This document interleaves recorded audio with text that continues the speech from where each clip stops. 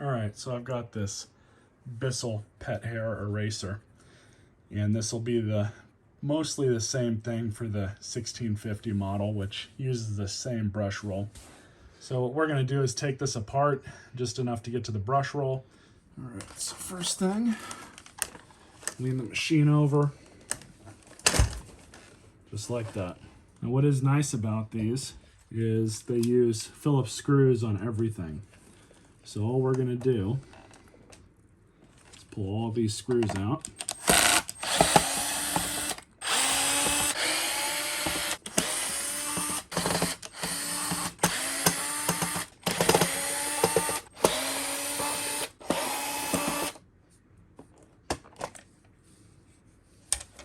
So we've got some dirt and dust in there. Let's clean that out first.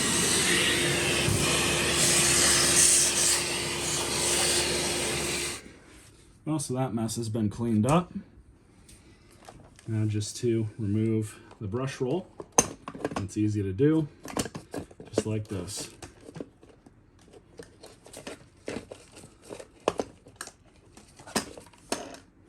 So we'll clean out the brush chamber, then we'll clean up the brush.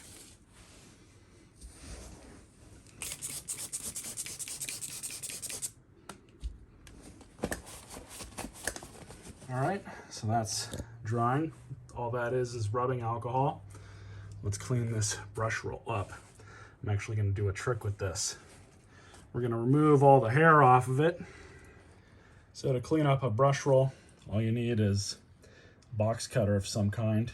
You're just going to go through and cut all the hairs off on these particular brush rolls. This is pretty easy to do. Now we can see if we can get these caps off.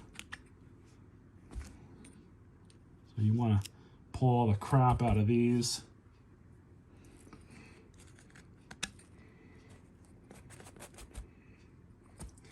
Yeah, it's very important that all of this gets cleaned up.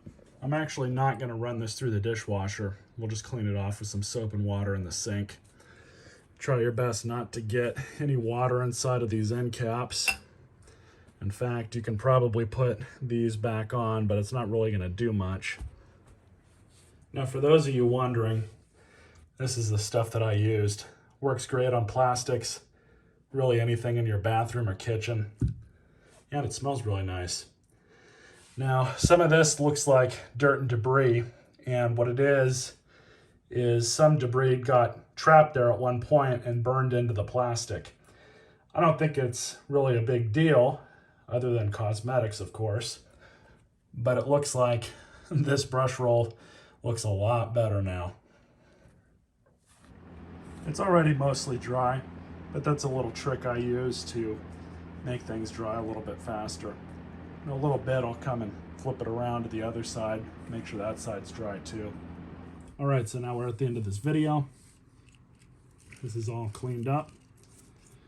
So let's reinstall everything. Get the belt. Now the easiest way to reinstall this would be to slip the belt onto the brush roll and then take everything just like this, slip the belt over the gear for the motor, and then slip everything back into place very carefully. You might have to rotate the belt a little bit.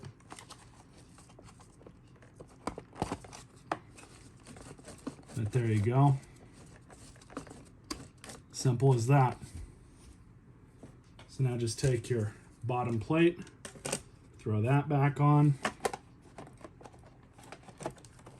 And if you do choose to use a drill or screw gun, go on the lowest torque setting. Looks like we're missing a wheel here too, unfortunately. So that's that. That's how you remove and clean up one of the brush rolls on one of these. It's really not that bad. Unfortunately, I don't have another wheel and peg for this. Bissell probably wants you to replace the whole bottom plate just to replace that. I suppose, though, if I were able to find something close enough to the size, it would probably work. Unfortunately, I don't think I do. Stay tuned for the bin clean out. That'll be next.